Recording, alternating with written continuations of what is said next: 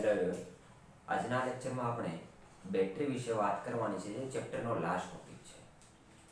હવે બેટરી શું છે, એના પ્રકાર શું છે, એ બધી વસ્તુઓ વાત કરવાની છે, બરાબર. તો બેટરી મુખ્યત્વે આપણે કોને કહીએ છીએ, તો એ ભણતા પહેલા આપણે એમ કહીએ કે બેટરીનું કામ શું છે. તો કે રાસાયણિક ઉર્જા દ્વારા આપણને વિદ્યુતીય ઉર્જા આપે છે, જે નાના મોટા ઇલેક્ટ્રોનિક ઉપકરણોને ચલાવવા માટે ઉપયોગી છે. જેમ કે ટીવીનો રિમોટ, કાંડા ઘડિયાળ, ઘણી બધી વસ્તુઓ છે કે જેના દ્વારા એ ઇલેક્ટ્રોનિક ઉપકરણો ચાલે. તો કોઈ પણ બેટરી અથવા કોષ, બેટરી અને કોષ એક જ છે. કોષ એટલે સિંગલ, ઘણા કોષોને સિરીઝમાં જોડી દઈએ એટલે બેટરી બની જાય. કોષ એટલે જેમ કે ગેલ્વેનિક કોષ આપણે ભણ્યા હતા, એ ઘણા બધા કોષોને સિરીઝમાં જોડવાથી બને છે, એને આપણે બેટરી કહીએ છીએ. તો કોઈ પણ બેટરી અથવા કોષ જેનો આપણે વિદ્યુતીય સ્ત્રોત તરીકે ઉપયોગ કરીએ છીએ, એ શું છે? મૂળભૂત રીતે તો ગેલ્વેનિક કોષ જ છે, કે જેનું કામ શું છે? રાસાયણિક ઉર્જાનું વિદ્યુત ઉર્જામાં રૂપાંતરણ કરવું. અને બીજી આપણે વાત કરીએ કે બેટરીના પ્રકાર કેટલા છે, અને બેટરીના પ્રકાર મુખ્ય બે છે, એક પ્રાથમિક છે અને એક દ્વિતીયક છે. તો એ પ્રકાર ભણતા પહેલા બેટરી કેવી હોવી જોઈએ? તો કે ભાઈ એક તો હલકી હોવી જોઈએ, પછી નક્કર હોવી જોઈએ, અને ત્રીજી વાત કરીએ કે બેટરીમાંથી આપણને જે આઉટપુટ વોલ્ટેજ મળે છે કન્ટિન્યુઅસલી મળવા જોઈએ, એટલા ને એટલા. એવું ના થાય કે ધીરે ધીરે ઘટવા લાગે. તમે જોયું છે આપણે જે ટીવી રિમોટમાં સેલ વાપરીએ છીએ, એ શું થાય છે? શરૂઆતમાં ખૂબ સારો ચાલે છે, ત્યારે એના વોલ્ટેજ આઉટપુટ સારા હોય. પણ જેમ જેમ સમય પસાર થતો જાય, જેમ જેમ તમે એનો યુઝ કરતા જાઓ છો, એમ એના વોલ્ટેજ શું થતા જાય? ઘટતા જાય. અને છેલ્લે શું કરો? તમે ટીવી રિમોટને અથડાવો તો પણ ઘણીવાર ચેનલ ના બદલે, એના ઉપર જોર જોરથી બટન દબાવો તો પણ ના બદલે. શું કામ? કારણ કે વોલ્ટેજ પૂરા મળતા નથી. તો એ વાત થઈ ગઈ કે કન્ટિન્યુઅસલી રહેવા જોઈએ, એ એની કન્ડિશન, મતલબ બેટરી આવી હોવી જોઈએ. બેટરી મુખ્યત્વે બે પ્રકારની છે. એક પહેલો પ્રકાર છે, એને આપણે કહીએ છીએ પ્રાથમિક બેટરી. પ્રાથમિક બેટરી. હવે પ્રાથમિક બેટરી કોને કહેવાય? પ્રાઇમરી સેલ તરીકે પણ ઓળખવામાં આવે છે. પ્રાથમિક કોષ, બેટરી ના કહીએ આપણે, શું કહીએ? કોષ લખીએ. કારણ કે બેટરી ક્યારે બને? ઘણા બધા કોષોને એક સિરીઝમાં જોડો ત્યારે બેટરી બને, બરાબર છે. ચાર્જ આઉટપુટ વોલ્ટેજ લેવા હોય તો ઘણા બધા કોષોને એક સાથે જોડી દેવાનો એટલે બેટરી બની જશે. હવે પ્રાથમિક કોષ શું છે? તો કે જે કોષ એકવાર વપરાઈ ગયા પછી પુનઃજીવિત કરી શકાતો નથી, તેવા કોષને પ્રાથમિક કોષ કહે છે. એટલે શોર્ટમાં એ લખી દઉં કે પુનઃ જીવિત કરી શકાતો, એટલે પુનઃ ઉત્પાદિત નથી કરી શકાતો. જેમ કે ટીવી રિમોટમાં સેલ આવે છે, એકવાર યુઝ થઈ ગયો પછી ફેંકી દેવાનો, બીજો લેવાનો, એમ જ આવે છે. કાંડા ઘડિયાળમાં જે સેલ આવે એને એકવાર યુઝ થઈ ગયો પછી ફેંકી દેવાનો, એમાં પણ એ જ વસ્તુ છે. તો એને આપણે પ્રાથમિક કોષ કહીએ છીએ, જેનો એકવાર વપરાશ થઈ ગયા બાદ તે મૃત બને છે, એટલે કે એને પુનઃજીવિત કરી શકાતો નથી, પુનઃ ઉત્પાદિત કરી શકાતો નથી. આવા પ્રકારના કોષને પ્રાથમિક કોષ કહે છે. એનું ઉદાહરણ આપું તો એનું ઉદાહરણ છે સુકોકોષ, એને આપણે કહીએ છીએ લેટલાન્સે કોષ. અને એનું એક બીજું ઉદાહરણ છે મર્ક્યુરી કોષ. મર્ક્યુરી કોષ. તો આ લેક્ચરમાં આપણે બે જ ભણવાના છે, આ બે જ, સુકોકોષ અને મર્ક્યુરી કોષ. હવે જે બીજી બેટરી છે ને, એનું નામ છે દ્વિતીયક કોષ. બીજા પ્રકારનો કોષ છે, એનું નામ શું છે? દ્વિતીયક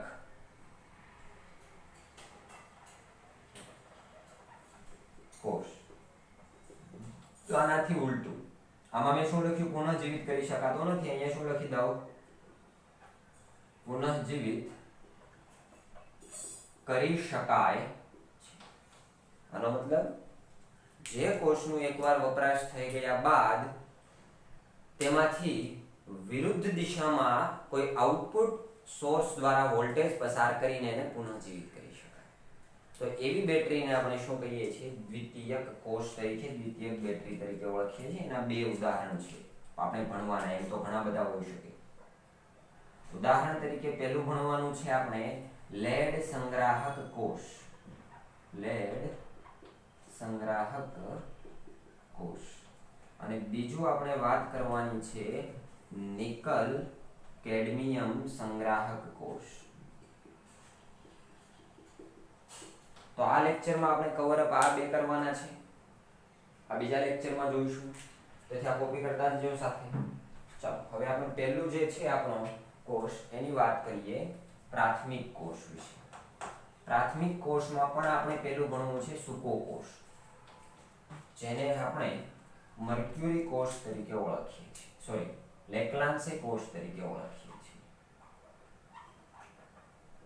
સૂકો કોષ આને કહેવામાં આવે છે લેક્લાન્સે કોષ.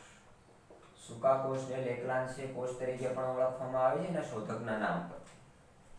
આમાં શું હોય છે તો કે આપણે ખાલી છે ને એનોડ કેથોડ યાદ રાખશું, એના ઉપરથી આખું એક્સપ્લેન થઈ જાય. તો જો અહીંયા હું તમને એમ કહું કે એનોડ તરીકે કોણ વર્તે છે, તો તમારે યાદ રાખવાનું એનોડ તરીકે ઝિંક વર્તે છે. કેથોડ તરીકે કોણ વર્તે છે, તો કે કેથોડ તરીકે કાર્બનનો સળિયો ગ્રેફાઇટ વર્તે છે. હવે બીજું વાત કરું, આમાં વિદ્યુત વિભાજ્ય ભરવું પડે ને, ત્યારે તો રાસાયણિક પ્રક્રિયા થાય. જેમ કે કોપર સલ્ફેટનું વિદ્યુત વિભાજ્ય ભર્યું હતું અને ઝિંક સલ્ફેટનું ભર્યું હતું ગેલ્વેનિક કોષમાં. આમાં વિદ્યુત વિભાજ્ય પાણીમાં બનાવેલું કોઈ વિદ્યુત વિભાજ્ય અથવા તો લુગદી હોય, તો અહીંયા વિદ્યુત વિભાજ્ય તરીકે કામ કરે છે MnO2 અને NH4Cl. કોણ છે અહીંયા? MnO2 અને NH4Cl. તો આ વાત થઈ ગઈ એનોડ કેથોડ તરીકે કોણ વર્તે. આનું સેટઅપ જોઈ લો એકવાર કે આ વચ્ચે જે રોડ છે કાર્બનનો ગ્રેફાઇટ સળિયો છે, તમે કોઈ ટાઈમ જોયું હશે કે જે ટીવી રિમોટમાં સેલ આવે ને ખોલીને જોવો એટલે વચ્ચે એક રોડ નીકળે બ્લેક કલરની, એ ગ્રેફાઇટનો સળિયો હોય છે. બહારનું જેનું પાત્ર હોય છે કોનું બનેલું હોય છે? ઝિંકનું. Zinc anode, carbon graphite cathode. Carbon ગ્રેફાઇટની એકદમ ટચમાં ભરવામાં આવે છે MnO2 પ્લસ કાર્બન પાવડર. એની બાજુમાં ભરવામાં આવે છે NH4Cl પ્લસ ZnCl2 ની લુગદી, મતલબ આ બેનું મિશ્રણ. લુગદી એટલે પેસ્ટી માસ ટાઈપ ભરવામાં આવે છે. કરી દીધો, આ એનું સેટઅપ છે. હવે જો અહીં રિએક્શન શું થાય છે તો કે એનોડ ઉપર હંમેશા ઓક્સિડેશન થશે. શું થશે? ઓક્સિડેશન. તો એનોડ તરીકે કોણ છે?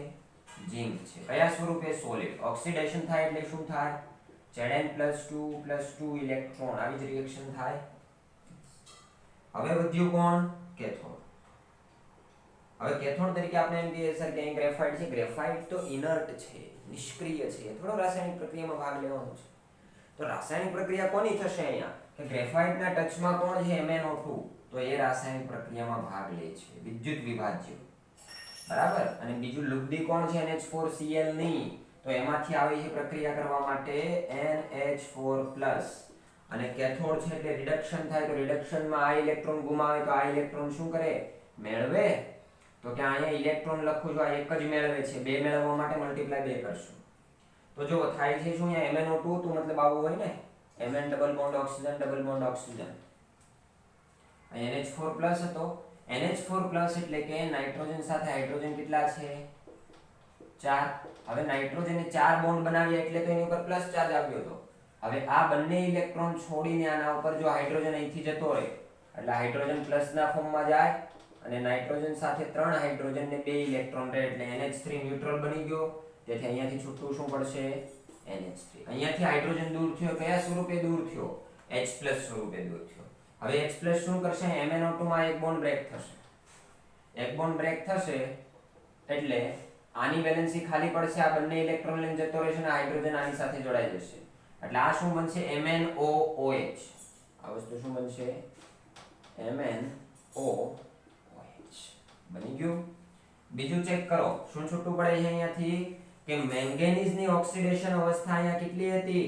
+4. 2 દુ 4. પેલી બાજુ મોકલો એટલે +4 થાય. અહીંયા કેટલી વધી? જો આ એક બોન્ડ, બીજો બોન્ડ ને ત્રીજો બોન્ડ +3 જ વધી. તો અહીંયા કેટલી છે? +3. તેથી +4 માંથી +3 જાય, તેથી મેંગેનીઝ એક ઇલેક્ટ્રોન એક્સેપ્ટ કર્યો કહેવાય. એનું શું થયું કહેવાય? રિડક્શન થયું કહેવાય. બરાબર છે. એટલે તો લખી કેથોડ ઉપરની રિએક્શન. ચાલો હવે આપણે શું કરીએ છીએ, પહેલા બેલેન્સ કરીએ. કેવી રીતે બેલેન્સ કરશું કે ભાઈ એક મેંગેનીઝ ને એક ઇલેક્ટ્રોન જોઈએ છે, તેથી ઉપર 2 ઇલેક્ટ્રોન છૂટા પડે, તેથી આખા ઇક્વેશન ને કેટલા વડે મલ્ટીપ્લાય કરવાનું, 2 વડે. તો અહીંયા 2, અહીંયા 2, અહીંયા 2 ઇલેક્ટ્રોન, અહીંયા 2 અને અહીંયા પણ 2. Balance reaction. હવે શું કરવાનું, 2 electron cancel out. Overall reaction શું થશે જો, ઝિંક સોલિડ, તેથી અહીંયા લખી દેવાનું zinc solid plus 2MnO2 plus twice of NH4 plus which gives Zn2 plus અહીંયા શું છે, twice of NH3 plus twice of MnOOH. બની ગઈ ઓવરઓલ રિએક્શન. આ ઓક્સિડેશન અર્ધ પ્રક્રિયા, રિડક્શન અર્ધ પ્રક્રિયા અને આ ઓવરઓલ રિએક્શન. તો હવે અહીંયા જુઓ કે આ રિએક્શન જે છે એમાં અહીંયા એમોનિયા છૂટો પડે છે. હવે એમોનિયા તો વાયુ હોય છે, તો શું સેલમાંથી બહાર નીકળી જશે, સેલનો કોઈ સીલ તોડીને, તો કે નહીં, બહાર નહીં નીકળે. ત્યાં શું થાય છે તો કે જે એમોનિયા છે ને એ એમોનિયા કોની સાથે જોડાય છે, ઝિંક સાથે જોડાઈને એક સંકીર્ણ બનાવે છે ZnNH3 ટ્વાઇસ, અને જેથી ક્લોરીન છૂટો પડે છે Cl2 પણ જોડાય છે. આ એક સંકીર્ણ બનાવે છે જેમાં એમોનિયા લોક થઈ જાય છે, એટલે સેલનું જે પણ સીલ બનાવેલું હોય એને બ્રેક કરી શકતો નહીતર તો બહાર નીકળવાનો. એમોનિયા ગેસ છે, સેલ ફૂલી જવાનો, કામ કરતો બંધ થઈ જાય, આવું બધું થાય. એમોનિયામાં ફિટ થઈ જાય છે એટલે સેલ વર્કિંગ કરતો રહે છે n ટાઈમ્સ. તેથી આ રિએક્શન એનોડ ઉપર કેથોડ ઉપર ને ઓવરઓલ રિએક્શન મોસ્ટ ટાઈમ પી એક્ઝામમાં ઘણીવાર પૂછી લે કે સૂકા કોષના એનોડ ઉપર અને કેથોડ ઉપર થતી રિએક્શન લખો અથવા ઓવરઓલ રિએક્શન લખો. તો યાદ રાખો, એનોડ કોણ, કેથોડ કોણ, વિદ્યુત વિભાજ્ય કોણ છે ને NH3 કયા સ્વરૂપે દૂર થાય છે. તો રિએક્શન ગોખવાની નહીં, સમજીને લખો તો સરળતા રહેશે. બરાબર છે. તો અહીંયા આપણે આ રિએક્શન લખી લીધી. બીજી વાત કરવાની કે આ રિએક્શન દરમિયાન જોવો કે જે NH4Cl2 ની લુગદી હતી ને, NH4Cl કેવો હતો, વિદ્યુત વિભાજ્ય હતો. આનું પ્રમાણ ક્રમશઃ ઘટતું જાય છે, NH3 માં કન્વર્ટ થતો જાય, NH3 અહીંયા લોક થતો જાય છે. એટલે ક્રમશઃ NH4Cl માંથી NH3 ઘટતો જશે, ક્રમશઃ ઘટતો જશે, એટલે અહીંયા ક્રમશઃ કોષ કાર્ય કરવાનું બંધ કરતો જશે. બંધ કરશે એટલે એના વોલ્ટેજ ઘટતા જશે. એટલે આના કોઈ ફિક્સ વોલ્ટેજ ના હોય. હા, આપણી બુકમાં એમ લખ્યું છે કે આ 1.5 વોલ્ટ આપે, કેટલા આપે, 1.5, પણ ફિક્સ શરૂઆતથી લઈને n ટાઈમ સુધી ફિક્સ વોલ્ટેજ ના આપે. એ શું કરે, ક્રમશઃ વોલ્ટેજ ઘટતા જવાના. એટલે 1.25 થી લઈને 1.5 વોલ્ટ જેટલું વેરિએશન દર્શાવે છે. બરાબર. એટલે તમે ઘણીવાર ટીવી રિમોટમાં મેં કીધું એમ કે શરૂઆતમાં ખૂબ સારું કામ આપે, પણ જેમ જેમ સમય પસાર થતો જાય એમ રાસાયણિક પ્રક્રિયા થતી જાય ને NH4 વપરાતો જાય એટલે કામ કરવાનું શું કરી દે, બંધ. જેમ કે ઘડિયાળમાં જોયું હશે તમે, દિવાલ ઘડિયાળ જેવો એમાં સેલ નાખ્યો છે, તો શરૂઆતમાં સેલ જ્યારે નવો છે ત્યારે ખૂબ સારું આઉટપુટ વોલ્ટેજ આપે, પણ અમુક સમય પસાર થઈ ગયો, અમુક મહિના પસાર થઈ ગયા પછી શું થવાનું છે ત્યાં, તો કે એનું NH4 માંથી NH3 દૂર થવા લાગશે, એ લોક થવા લાગશે, એનું પ્રમાણ ઘટવા લાગશે, એટલે ધીરે ધીરે વોલ્ટેજ ઘટવા લાગશે. એટલે ધીરે ધીરે તમે એમ કહેશો ઘડિયાળ જે છે પાછળ રહી ગઈ, એટલે કે સમય સાથે બતાવતી નથી, કારણ કે વોલ્ટેજ મળતા નથી તો એ સમય સાથે ચાલવાની નથી. બરાબર છે. તો એ વાત કરીએ આપણે કોની, કે ભાઈ સૂકા કોષની. તો અહીંયા આપણો સૂકો કોષ પૂરો. ક્યાં યુઝ થાય છે, ટ્રાન્ઝિસ્ટરમાં, ઘડિયાળમાં, ઘણી જગ્યાએ યુઝ થાય છે આનો સૂકા કોષનો. બરાબર છે. તો આ કોપી કરી લેજો. ચાલો, લખાઈ ગયું. હવે નેક્સ્ટ આપણો જે કોષ આવે છે એ છે મર્ક્યુરી કોષ. એ પણ પ્રાથમિક કોષ જ છે. આને એકવાર યુઝ થઈ ગયા પછી ફેંકી દેવાનો, પુનઃજીવિત ના કરી શકાય, રિચાર્જ ના કરી શકાય. આ જે પ્રક્રિયા છે ડિસ્ચાર્જિંગ પ્રક્રિયા, એટલે કે એ કોષ પોતાની અંદરથી રાસાયણિક ઉર્જા આપી જે રાસાયણિક પ્રક્રિયા કરે એ હતી. હવે આપણે બીજો કોષ જે છે એ જોઈએ, મર્ક્યુરી કોષ. મર્ક્યુરી કોષને આપણે બટન સેલ પણ કહીએ છીએ. બરાબર. જે કાંડા ઘડિયાળમાં આવે ને નાના બટન જેવા સેલ, એને આપણે બટન સેલ પણ કહીએ છીએ. ઘણા બધા ઇલેક્ટ્રોનિક ડિવાઇસમાં પણ આવે છે. પછી હિયરિંગ એડ્સ કહીએ એમાં પણ આવે છે. તો એ શું છે, મર્ક્યુરી કોષ છે. એમાં શું શું આવે છે એની આકૃતિ તો ડ્રો નથી કરતા, તો એમાં શું શું આવે છે, એનોડ તરીકે કોણ હોય એની વાત કરીએ આપણે. તો કે એનોડ તરીકે અહીંયા કામ કરે છે ઝિંક અને મર્ક્યુરીનો સમરસ, એટલે આની લુગદી. આનો એમાલ્ગમ કહી શકીએ, ZnHg. Hg સપોર્ટ માટે છે, ઝીંક જે પણ કામ કરવાનું એ કરે છે. બીજી વાત કરીએ કેથોડ તરીકે કોણ છે, તો કે અહીંયા કેથોડ તરીકે વર્તે છે મર્ક્યુરી ઓક્સાઇડ અને કાર્બનનું લુબ્ધી કહી શકીએ, કાર્બનનું મિશ્રણ કહી શકીએ, બંને કામ કરે છે. અને અહીંયા વિદ્યુત વિભાજ્ય કોણ ભરવામાં આવે છે, વિદ્યુત વિભાજ્ય, તો કે અહીંયા વિદ્યુત વિભાજ્ય ભરવામાં આવે છે ઝિંક ઓક્સાઇડ અને KOH ની લુબ્ધી. તો આવું શોર્ટમાં તમે યાદ રાખશો ને, પછી આનું એક્સપ્લેનેશન આખું કરી શકવાના. તો ઝિંક ઓક્સાઇડ અને KOH ની લુબ્ધી ભરી દેવાની. કેથોડ તરીકે મર્ક્યુરી ઓક્સાઇડ કાર્બન છે, અને એનોડ તરીકે ઝિંક અને મર્ક્યુરી, એનો સમરસ કહીએ ને આપણે, ઝિંક સમરસ, મેગ્નેશિયમ સમરસ, આવા ઘણા બધા નામ હોય, અલગ અલગ હોય. તો ઝિંક સમરસ એટલે ઝિંક ધાતુ મર્ક્યુરી સાથે કોઈ પણ પ્રમાણમાં જોડાય એને ઝિંક સમરસ કહી શકાય. તેથી આ વસ્તુ છે. હવે અહીંયા રિએક્શન શું થશે એનોડ ઉપર કેથોડ ઉપર, ક્યાં યુઝ થાય છે પહેલા જણાવી દીધું. હવે અહીંયા એનોડ ઉપર શું રિએક્શન થશે અને કેથોડ ઉપર શું રિએક્શન થશે, તો કે એનોડ ઉપર ઓક્સિડેશન થાય. એનોડ કોણ છે, ZnHg. તેથી અહીંયા લખીશ ZnHg. જો Hg રાસાયણિક પ્રક્રિયામાં ભાગ નહીં લે, ખાલી એ તો ઝિંક સાથે જોડાયેલો છે.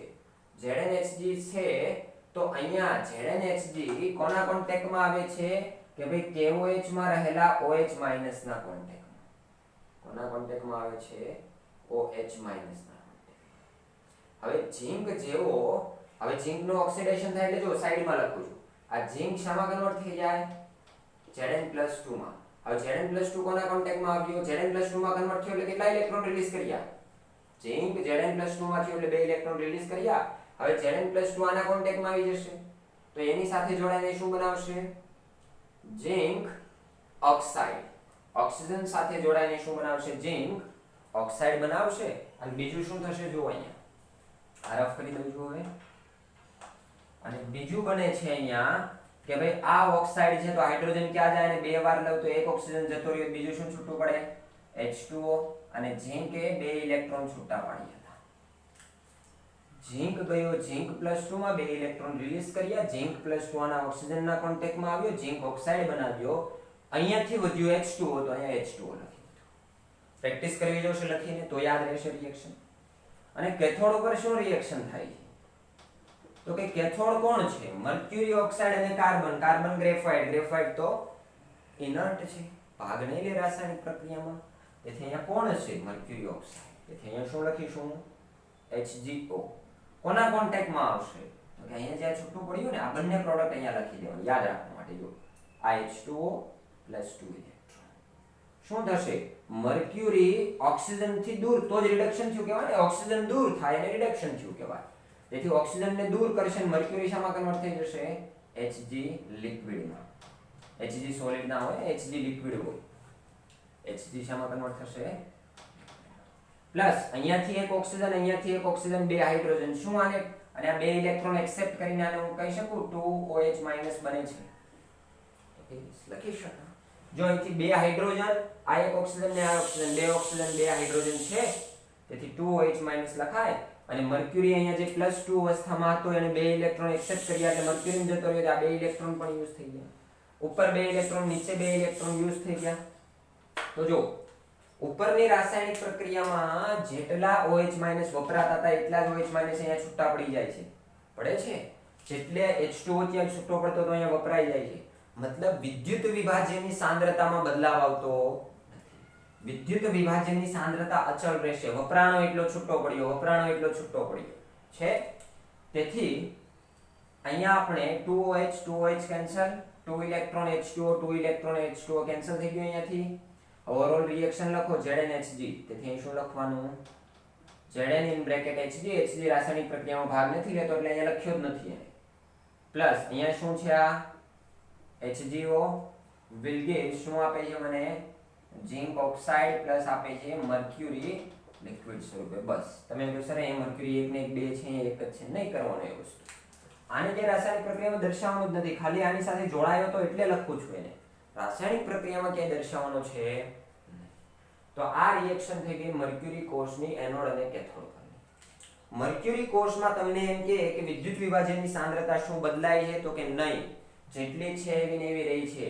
અહીંયા KOH ની સાંદ્રતા અહીં જેટલી છૂટી પડતી હતી વપરાતી હતી એટલી જ અહીંયા છૂટી પડે છે એટલે અચળ રહી છે. એટલે કોષ છે ને ખૂબ સારી રીતે કામ કરશે લાંબા સમય સુધી. સૂકા કોષ કરતા આ કોષ છે લાંબા સમય સુધી કામ કરી શકે છે અને એનો વિદ્યુત પ્રવાહ બદલાતો નથી. આનો આઉટપુટ વોલ્ટેજ નિયરલી 1.35 વોલ્ટ છે અને અચલ રહે છે. બરાબર છે. તો આ વાત થઈ ગઈ કોની? મર્ક્યુરી કોષની. તો આપણે પ્રાથમિક કોષ ભણી લીધો. હવે બાકી છે દ્વિતીયક કોષ. એમાં બે ભણીશું. એ ભણીને એક સારણ ભણીશું એટલે આપણું ચેપ્ટર પૂરું થઈ જશે. ઓકે, તો આ કોપી કરી લેજો.